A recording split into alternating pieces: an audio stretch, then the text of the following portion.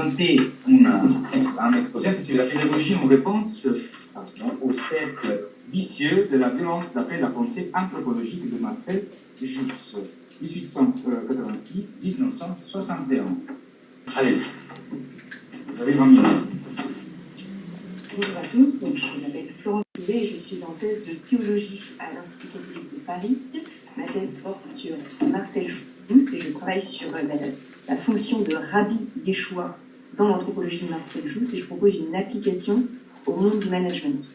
Donc ma conférence vise à répondre au sujet des questions écologiques des héritages judéo-chrétiens dans la pensée contemporaine, Marcel Jousse faisant partie des héritages judéo-chrétiens. Et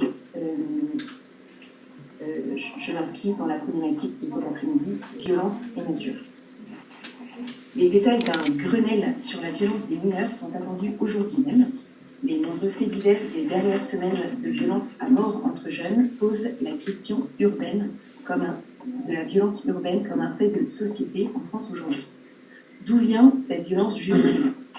Marcel Jousse donnerait raison à ceux qui accusent la place prise par l'audiovisuel dans le quotidien. Les jeux vidéo, les séries et les réseaux sociaux sont autant de sources qui éduquent la jeunesse actuelle avec des contenus violents. À la manière d'un caméléon qui s'adapte à son milieu, la jeunesse adopte sans s'en rendre compte les modèles comportementaux qu'elle voit pratiquer dans le monde virtuel. Elle les intègre, se les approprie et les réapplique sans filtre dans la vraie vie. L'engrenage de la violence est en route. Ce processus est étudié sous le nom de loi du minisme par l'anthropopédagogue Marcel Jousse. Confronté à la violence humaine sur les champs de bataille de la Première Guerre mondiale, il commença à méditer sur le mystère de la vie et de l'humanité à cette époque. Il approfondira ses réflexions outre-Atlantique dans le cadre d'une mission militaire puis diplomatique aux États-Unis à la fin de la guerre. Dans le contexte de la ségrégation des Noirs américains et face à la situation des Indiens, il est choqué par le racisme ambiant dans les salons de Washington. N'arrivant pas à faire comprendre son étonnement à son entourage, il se met à la recherche des lois fondamentales permettant de rendre compte de l'égalité de tous les êtres humains, quelle que soit leur ethnie. Il veut trouver les principes fondamentaux de l'intercommunication qui permettraient aux êtres humains de se comprendre. Notre propos consiste à mettre en lumière la manière dont la loi anthropologique fondamentale découverte par le jésuite français Marcel Jousse au début des années 1930, à savoir la loi du minisme exposée dans ses cours, vient éclairer la question écologique sous le prisme violence et nature. Sa conception de la nature s'inscrit dans l'héritage chrétien, la cosmologie biblique de la création, ainsi la nature est un donné, il la reçoit comme un fait à étudier. L'ordre des vivants aristotélicien, la loi du minisme constitue la spécificité du règne humain, au même titre que la loi de la gravitation universelle et la spécificité du minéral, et l'instinct, le propre du monde animal. Enfin, il s'intègre dans le système astronomique galiléen, ainsi il intègre l'homme dans l'univers entier, cela donne un souffle pragmatique à son analyse. S'il s'intéresse à l'homme, c'est parce qu'il est plus à sa portée que les étoiles. La violence, quant à elle, est un point de départ plus qu'un sujet de réflexion et d'approfondissement dans sa pensée, à la différence des réflexions plus tardives de René Girard, qui s'intéresse lui spécifiquement au lien entre mimésis et violence. Dans les cours de Marcel Jousse, il cite, ceci dit, à plusieurs reprises cette phrase du philosophe Roger Bacon, qui lie ces deux notions de nature et de violence, en ces termes, « On ne vainc la nature qu'en lui obéissant ». Autrement dit, dans la pensée de Jousse, c'est une manière d'exprimer ce que dit le dicton « On combat le feu par le feu ». Cela illustre sa conception virile du rapport à la vie. Pourtant, ce que sous-entend cette expression pour Jousse est une méthode douce, à mettre en pratique par l'homme dans ses rapports avec la nature dont il fait partie en tant que créature. Dans cette Jousse, cela ne peut se faire sans pédagogue éclairé, sachant manier la grande loi du minisme. Nous le montrerons en mettant en avant la dimension de pharmakon, au sens grec de poison ou de remède de la loi du minisme, face au lien entre violence et nature, pour répondre aux enjeux de la question écologique contemporaine que nous présenterons au fur et à mesure de notre propos. Vous avez le plan de notre propos. Nous nous arrêterons d'abord sur le féminisme et son lien avec l'engrenage de la violence. Nous verrons comment le féminisme peut représenter un apport au courant de l'humanisme intégral, pour reprendre le titre du livre de Jacques Maritain, cher à cette ville de Toulouse, lui qui a fini ses jours. Et enfin, nous verrons comment la réponse de Marcel Jousse s'insère dans cette dynamique en voyant la pédagogie comme levier. Le féminisme et l'engrenage de la violence. Alors que René Girard donne un sens générique à la notion de mimésis, propre au règne animal, Marcel Jousse distingue par un terme propre cette spécificité humaine d'appropriation de cette réalité. Le mominisme est un des nombreux, une centaine, un des nombreux néologismes forgés par Marcel Jousse dans son œuvre. Il affirme à plusieurs reprises qu'il a tiré directement chez Aristote en citant la poétique: l'homme, c'est-à-dire l'anthropos, est le plus mineur de tous les animaux. Et c'est par le monisme qu'il acquiert ses premières connaissances. C'est une traduction de Marcel Jousse lui-même. Il distingue cette notion des termes similaires qui ont déjà une acception connue de ses auditeurs dans les années 30. Ce terme désigne une réalité proche, mais différente du mimétisme animal, connu grâce au livre de Roger Caillois sur la menthe religieuse, qui est sorti en 1936, de la mimique émotionnelle approfondie par le professeur Dumas et de l'imitation volontaire au ressort étudié par Gabriel Bard. Le mimétisme joussien se situe donc entre la mimique émotionnelle et l'imitation volontaire. Il a de commun avec la mimique pour reproduire instinctivement, c'est-à-dire de manière inconsciente, non seulement les émotions, mais tout geste physique, intellectuel ou mental. Et avec l'imitation, il a de commun la reproduction en miroir d'attitudes, au détail près que la volonté n'entre pas en jeu dans le geste. Cette loi agit sur l'homme de manière spontanée. Par rapport à la question écologique, vous avez entendu, cette loi du mimétisme nous permet de nous arrêter sur la théorie de l'anthropocène.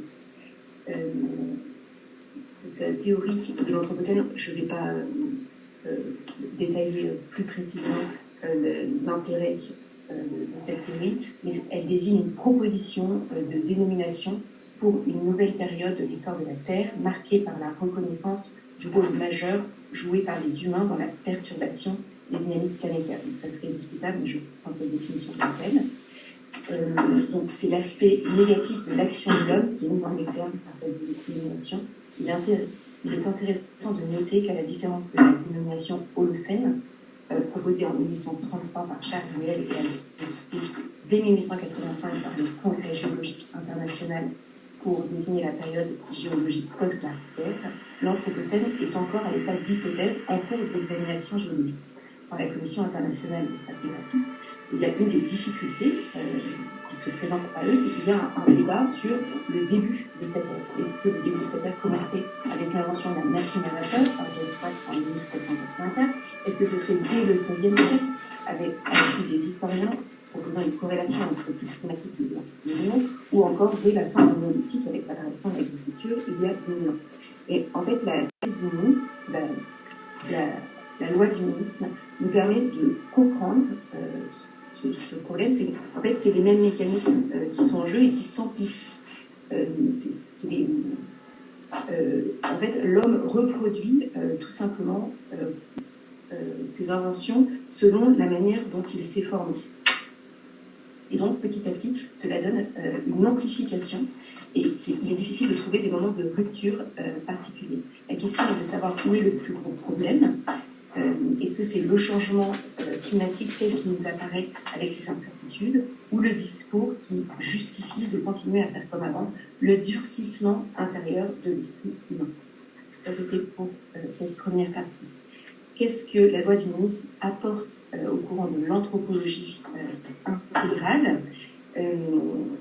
Jousse n'a absolument pas traité cette question, mais à chaque fois, il dit qu'il a un esprit plus mathématicien, où il va penser les choses et il nous revient à nous de les appliquer. Donc là, c'est ce que nous faisons ensemble. Qu'est-ce que sa démarche apporte au courant de l'humanisme intégral? Donc, je propose 2 points de réflexion. Le premier concernant l'écologie et la transversalité, le deuxième concernant la phrase du pape François qui revient comme un refrain dans l'encyclique Laudato Si, tout est lié. Écologie et transdisciplinarité. Selon Haeckel, l'écologie est la science des relations d'un organisme avec le monde extérieur qui l'environne. Sous ce rapport, l'homme étant un organisme vivant, son étude entre dans le champ d'étude de l'écologie. Plus précisément, l'approche chrétienne se trouve en affinité intellectuelle avec la démarche de l'écologie, qui, enracinée dans la biologie, relève par excellence de l'interdisciplinarité, de la transdisciplinarité. En effet, l'anthropologie de Marcel Jousse croise les approches psychologiques, ethnologiques et pédagogiques. C'est une approche interdisciplinaire par essence et Marcel Jousse tire son inspiration de tout ce qui s'offre à lui, physique et biologique compris, comme dans l'écologie. Je vous donne un exemple, à savoir la notion d'intussusception qu'il propose pour rendre compte du processus de la connaissance. Il reprend ce terme qu'il a découvert par Dolé Laprune sur le prix de la vie. Donc c'est un terme de biologie. Ce terme désigne l'opération vitale par laquelle les êtres vivants ayant reçu un aliment se l'incorporent. Et Marcel Jousse transpose ce mécanisme biologique au processus de la connaissance pour proposer une théorie qui remplacerait la théorie des idées de Platon ou de l'abstraction d'Aristote. Il remplace la notion d'image par celle de minem, qui sont le geste caractéristique ou transitoire de l'objet extérieur qui est joué en nous, d'abord inconsciemment et ensuite pris en conscience par le fait même et apte à pouvoir être redirigé. Donc, il s'inspire de la biologie pour proposer une théorie alternative de la connaissance. Voilà pour ce premier point de écologie et transdisciplinarité. Par rapport à la phrase « tout est lié », qui revient en refrain dans l'encyclique Laudato Si, il représente un repère pour le courant de l'humanisme intégral. Dans le contexte qui est le nôtre, la loi du humanisme est une clé opérationnelle pour comprendre cette phrase. Elle permet de rendre compte de manière intégrale de la place de l'homme dans l'univers en lien avec tout ce qui l'entoure dans sa complexité. En effet, aujourd'hui, on aurait tendance, là je m'appuie par exemple sur le dictionnaire de l'anthropologie, on aurait tendance à utiliser uniquement le vocabulaire tiré des neurosciences, à savoir la simplicité ou la plasticité anthropologique pour parler de l'homme. La loi du humanisme, elle, intègre toutes ces dimensions sans réduire l'homme à son cerveau. Si ce dernier cerveau traite les informations, c'est en intégrant dans le corps de l'homme l'énergie qu'il habite, son rythme intérieur, qui lui permet de recevoir les informations du monde extérieur par tous ses sens. Et le cerveau n'est qu'un communicateur. C'est tout à fait intéressant dans le monde de l'intelligence artificielle dans lequel on est, car nous pouvons toujours poser la question qu'on se posait à l'époque de Marcel Jousse, qu'y a-t-il dans l'homme de spécifiquement humain? Nous ne posons plus la question par rapport aux animaux, mais plutôt par rapport aux machines.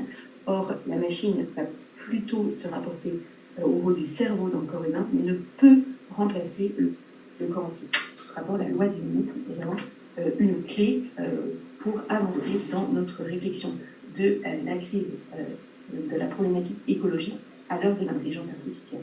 Pour notre deuxième partie, la pédagogie dans la pensée de Marcel Jousse est conçue comme un levier, une pédagogie, c'est une notion qui a été très étudiée par les spécialistes de Marcel Jousse. Je vais vous la présenter rapidement et ensuite nous poserons la question du type de pédagogue dont la question écologique a besoin aujourd'hui.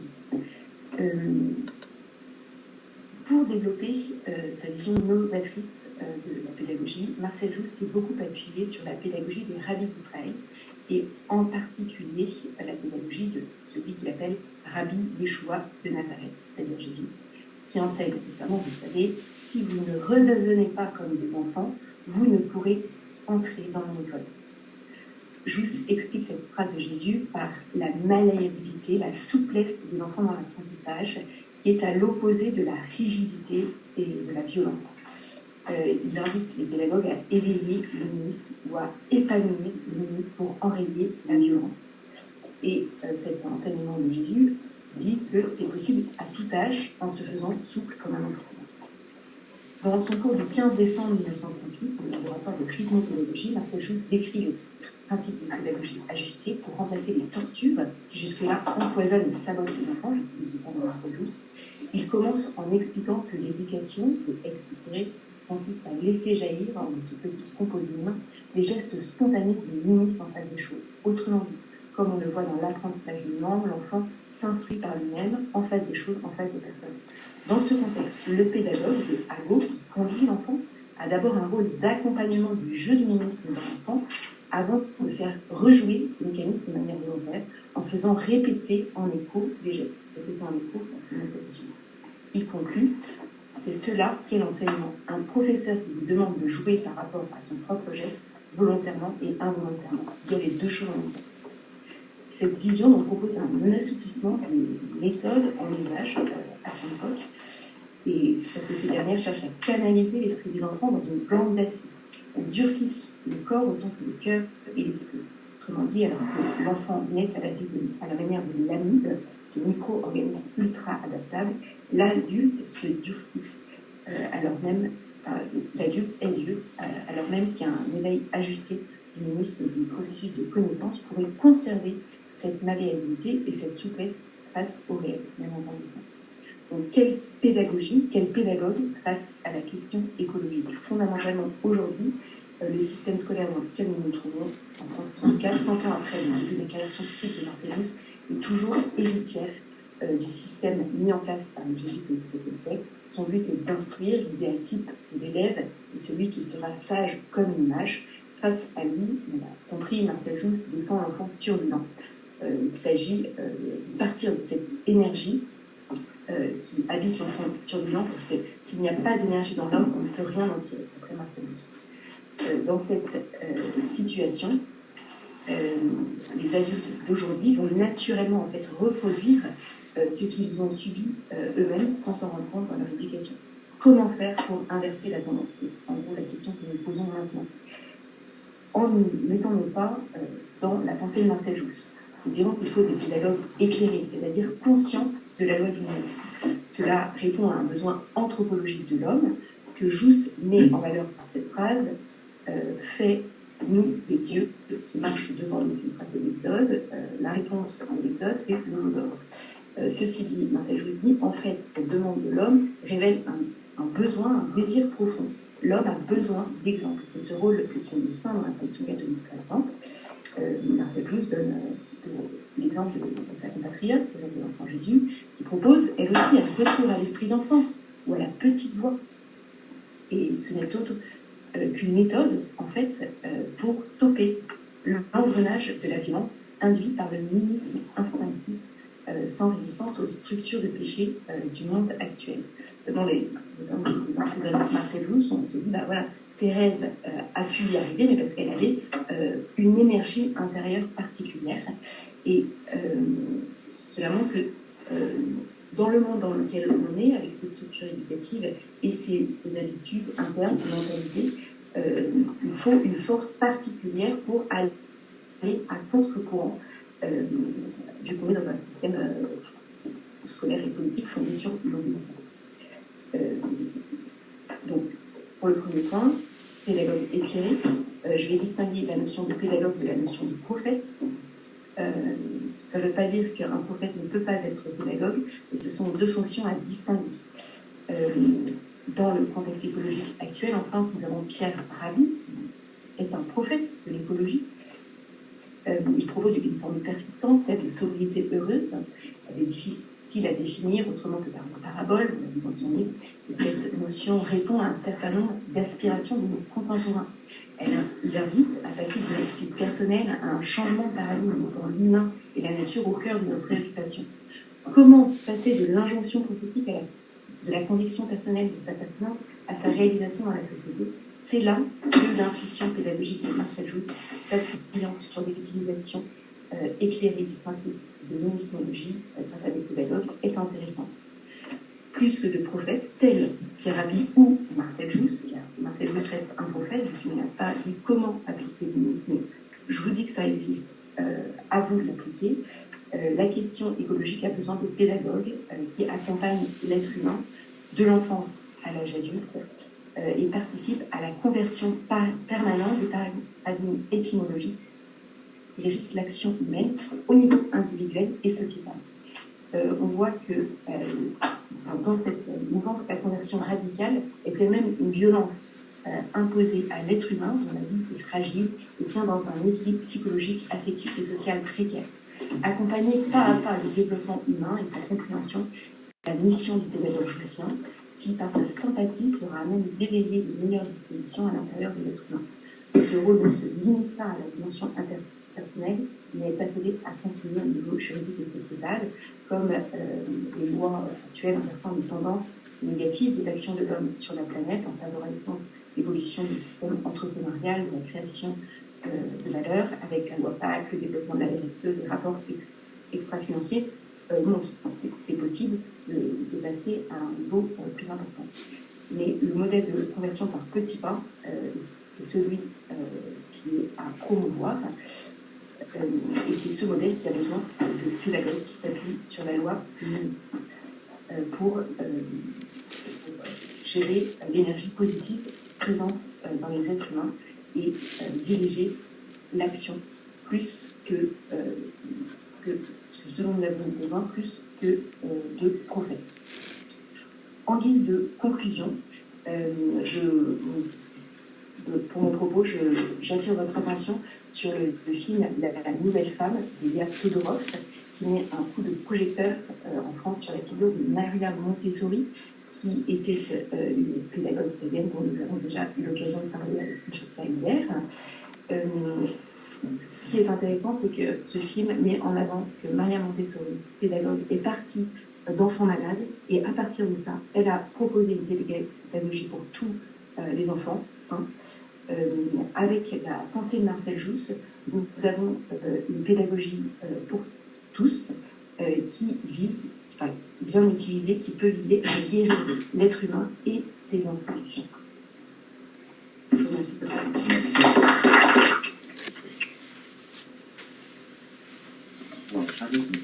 Je laisse la parole à M. Amos. Oui, merci Florence pour cet exposé très clair. Je vous ferai quand même une toute petite remarque un peu semblable à celle de votre illustre prédécesseur. Vous n'envisagez pas tout à fait assez les objections, je trouve, à votre propre propos. C'est un long fleuve tranquille qui... Vous voyez, essayez d'intégrer davantage ce qui pourrait résister à l'évidence du propos. Alors, ou bien les contestations qu'on a pu faire à Jousse à son époque, bon, mais ce serait une partie historique, ou bien les petits clins d'œil que vous faites à l'écologie ou des choses comme ça. Tout le monde se rue vers l'écologie de manière assez artificielle aujourd'hui, il faut quand même le dire. Il faut que vous arriviez à montrer la pertinence du rapprochement, y compris là où ça pourrait ne pas coller exactement. Intégrer les deux toujours. Intégrer votre contrepoison, enfin votre poison et votre vaccin en même temps. Une thèse, c'est pas un rouleau compresseur, il faut que vous ayez vu les choses qui pourraient résister, ne pas bien s'ajuster, ne pas bien marcher. Autant vous définissez vos concepts, ça c'est bien, alors celui de pédagogie c'est très bien, parce que c'est celui de Jousse, donc il marche bien, il l'a bien expliqué, autant peut-être celui de prophétisme, de prophétie, que vous réfutez pourtant, vous pourriez quand même l'analyser un petit peu plus pour voir là aussi de quelle manière on pourrait en abuser, parce que prophétisme, faut pas exagérer non plus. Donc vous pourriez le creuser un petit peu plus pour voir en quoi il va ou ne va pas. Vous voyez, n'hésitez pas à accumuler les difficultés, à expliquer les difficultés, pas seulement les solutions.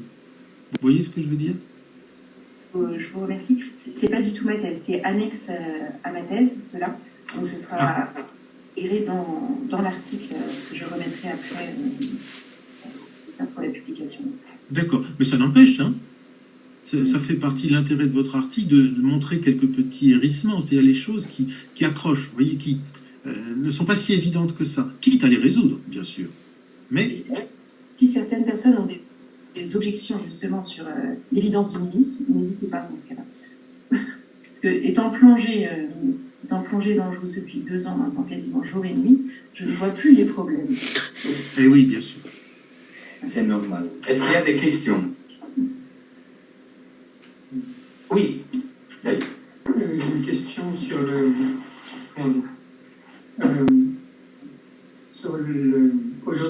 effectivement l'école qui est le lieu du mimétisme, de l'apprentissage et du modèle. On voit que les professeurs sont évidemment des modèles parce qu'on a face à ça un technosystème qui fonctionne comme une industrie des modèles et qui, dès la toute petite enfance, via l'inflation technologique, va complètement transformer les enfants qui sont très malléables. Et donc, comment est-ce que on peut...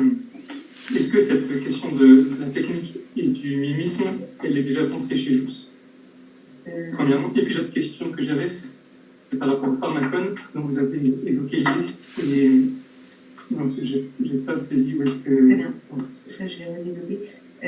Jousse n'étudie pas spécifiquement la question de la technique et du mimétisme. Je peux dire ceci dit, qu'il a été fasciné par les inventions technologiques de son époque. Il a été élève de Jean-Pierre Rousselot, qui est l'inventeur du phonographe, enfin, les premiers enregistreurs, en tout cas. Et il attendait énormément de l'invention du cinéma. Et justement, c'est tout à fait étonnant, parce que la loi du mimétisme donnerait raison, comme je l'ai dit au début, à la prolifération de la violence par les réseaux. Pourtant, lui, dans les années 1961, donc à la fin des années 50, quand la télévision commençait tout juste à se répandre, il attendait beaucoup en fait de cette révolution en se disant enfin, on va pas avoir uniquement la radio et puis le son, on va avoir le son et l'image dans le quotidien, et ça va être beaucoup plus éducatif parce que c'est complet, c'est global comme moyen de communication. Et les effets sont plus ou moins positif par rapport au rapport à la technique. Il a développé d'ailleurs la notion de mimétisme grâce à l'invention du cinéma, parce que quand il était aux États-Unis, il est allé visiter Hollywood et il a été au premier contact avec cette invention. Donc pareil, comme la violence, c'est un point de départ. La technique est un point de départ dans sa réflexion. Et ensuite, il n'analyse pas plus précisément. Par rapport à la notion de pharmacone, donc, à la fois poison, quand je dis poison, c'est facteur explicatif. Donc le mimétisme nous permet de comprendre la question écologique. Donc là, je l'ai appliqué à la question de l'anthropocène, sans analyser l'anthropocène plus précisément que la définition que je vous ai donnée. Et ensuite, poison, remède, à savoir appliquer à la pédagogie, qui intègre la notion du mimétisme. C'est grâce au mimétisme bien compris et intégré dans la pédagogie qu'on peut avancer. C'est sous ce rapport-là que j'ai utilisé cette notion de pharmacologie.